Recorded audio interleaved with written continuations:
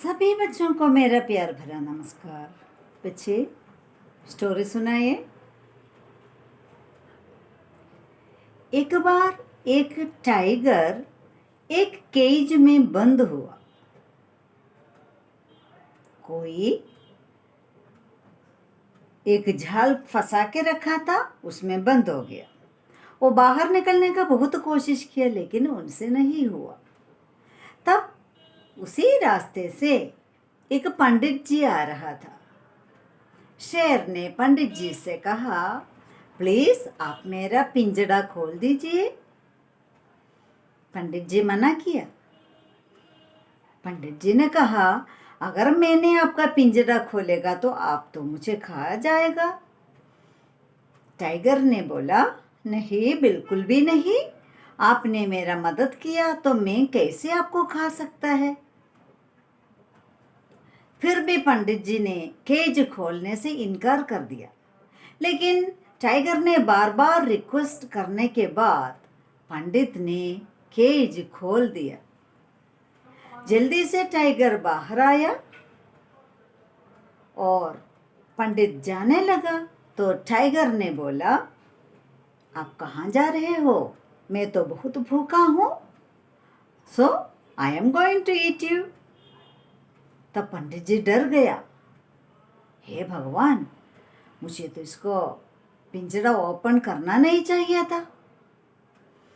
पंडित जी कहा, ये तो आपने ऐसे नहीं कर सकते, क्योंकि आपका कहना से मैंने आपका पिंजरा खोल दिया। लेकिन टाइगर ने कहा, आप तो मेरा खाना है, मुझे तो खाना ही पड़ेगा आपको, because I am too hungry. तो पंडित और टाइगर में ऐसे बात चलते रहा। इस समय में वहां से एक रैबिट आ गया।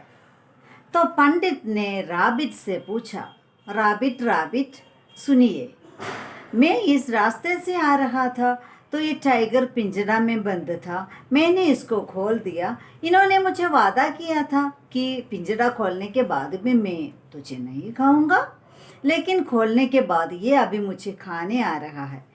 क्या ये मर्यादा है?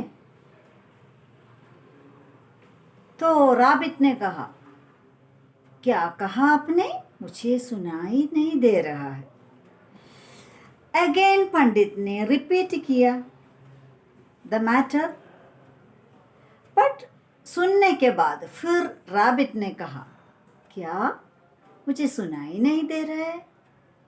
Please tell me again. फिर से पंडित जी ने कहा। तब भी रैबिट ने कहा, नहीं, मुझे कुछ सुनाई नहीं दे रहा है। तब टाइगर बोला, ओहो पंडित, आप चुप रहिए, मैं इनको समझाता हूं।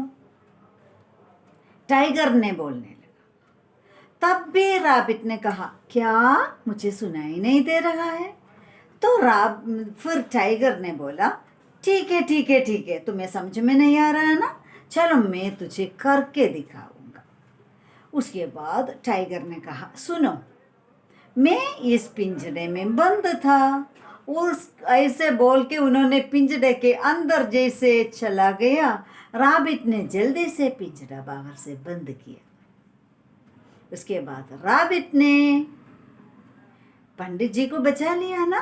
पंडित जी से रैबिट ने पंडित जी से कहा, सुनिए, किसी भी कोई भी दुष्ट लोगों का बात पर आप विश्वास मत करिए।